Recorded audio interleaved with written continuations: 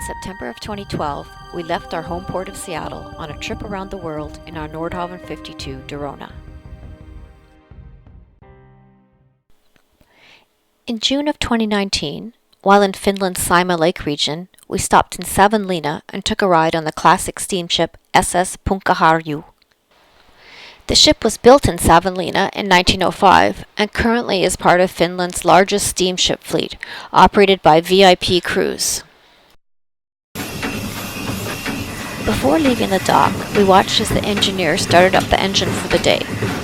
The 91 horsepower engine on the Punkaharju is surprisingly quiet because it's steam-powered and no internal combustion is taking place.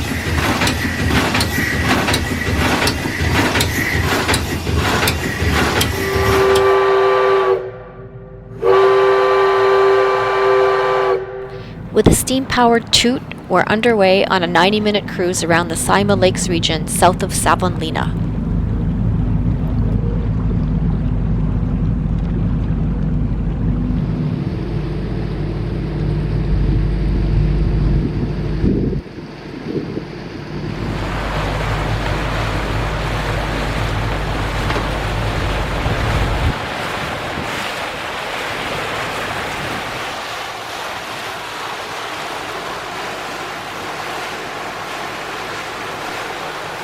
The Punkaharju doesn't have power steering.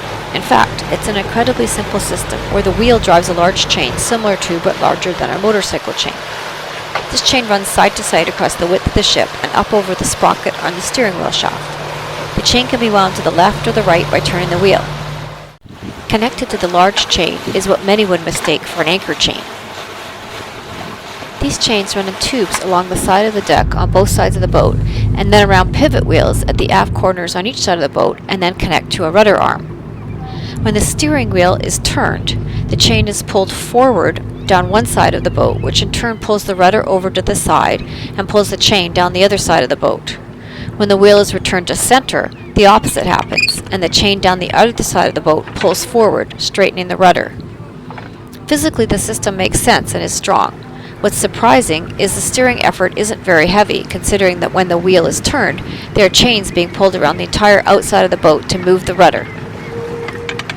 James steered the boat underway and found it surprisingly responsive without an unpleasantly heavy wheel.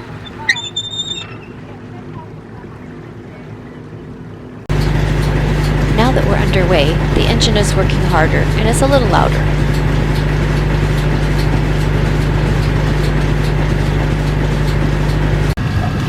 The Punkaharju is beautifully maintained, with many places to sit and enjoy the view, both inside and outside.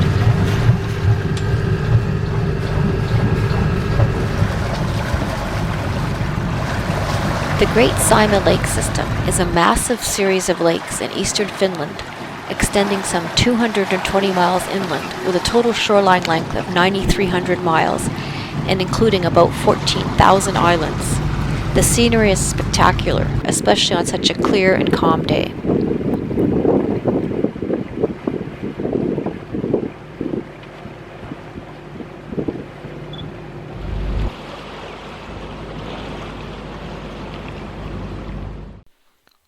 Partway through the trip, James got a chance to try the helm.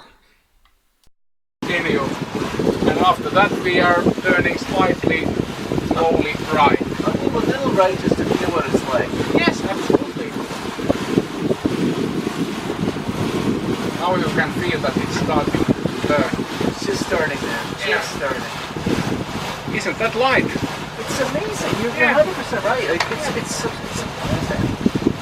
I'm just totally amazed when you consider how much mechanical friction must be in there. Yeah. Feels great. Because there is a little bit rocky, yeah, there. So a little bit more left. Yeah, now we're starting to feel a little bit of resistance against it. Yeah. Now you can see that it's going. Just moving across slowly. Yeah.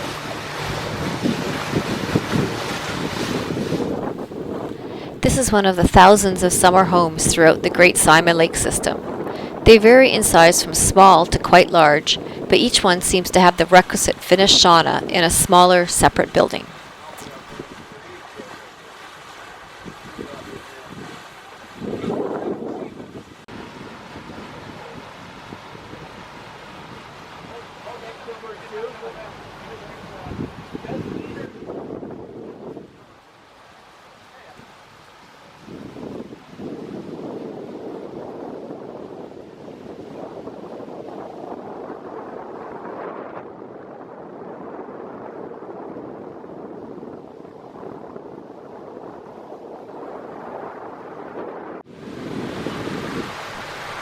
Near the end of our cruise, we pass Olavinlinna Castle, built in the 15th century when the Swedish controlled Finland. Today the castle is a spectacular setting from the Savonlinna Opera Festival that annually draws 60,000 attendees.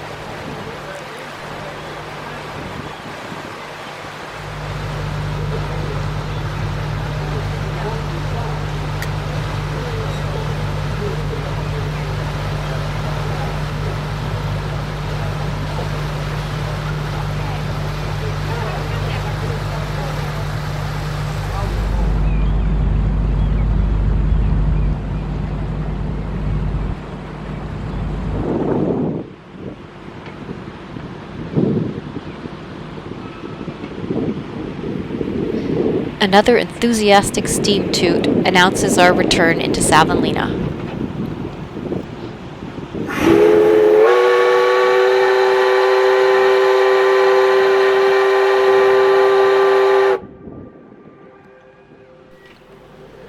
When a cruise ship docks these days, the captain is usually standing in the shoreside bridge wing, which reaches out beyond the side of the ship for better visibility. When James toured the 936-foot Westerdam, the captain showed him the wing station where he can directly control the azipods and thrusters and slowly ease the boat up to the dock while he directly controls the ship and eases it up against the shore. Moving an 82,000 gross ton ship near an immovable dock requires considerable skill, but the view was incredible with clear sight bow to stern all the way down the side of the ship, and the controls are directly handled by the captain rather than through the indirection and latency of giving commands. But it wasn't always that way. On the steamship Pukaharju, the captain is directly at the wheel, but all engine controls are sent by telegraph down to the engine room. The engineer in the engine room is unlikely to hear the telegraph over the engine, but hopefully he will see the telegraph move, signaling the captain's intent. So for example, as the captain eases up towards the dock, he'll first ask for dead slow by setting the telegraph appropriately. The engineer will see that new setting and adjust the steam engine governor setting to dead slow, and then acknowledge the captain's command by setting the telegraph to dead slow. As the captain approaches the dock in the Pukaharju, he'll turn the wheel to ease the boat in behind the Savonlinna, another beautiful steamship also operated by VIP Cruise. At just the right moment, the captain will move the telegraph to reverse. The engineer knows this command is coming, so he quickly switches the engine to turn in the opposite direction, which involves moving several steam valves. As the engine stops and then starts turning the other way, the engineer will acknowledge the command to the captain, who will be slowing at the correct docking position. He'll then signal engine stopped as the forward line is attached, then reverse to pull the ship up against the dock, pulling back on the bow line. Each change of engine speed or direction goes through that same remote control dance, where the captain sets the telegraph to what he wants, the engineer sees the change, makes the appropriate steam engine settings, and then signals the captain back using the telegraph that the change has been implemented. Where docking requires two skilled operators in different parts of the boat communicating via telegraph, mistakes are easy, and the soft landing we experienced on the Pukaharju requires considerable skill.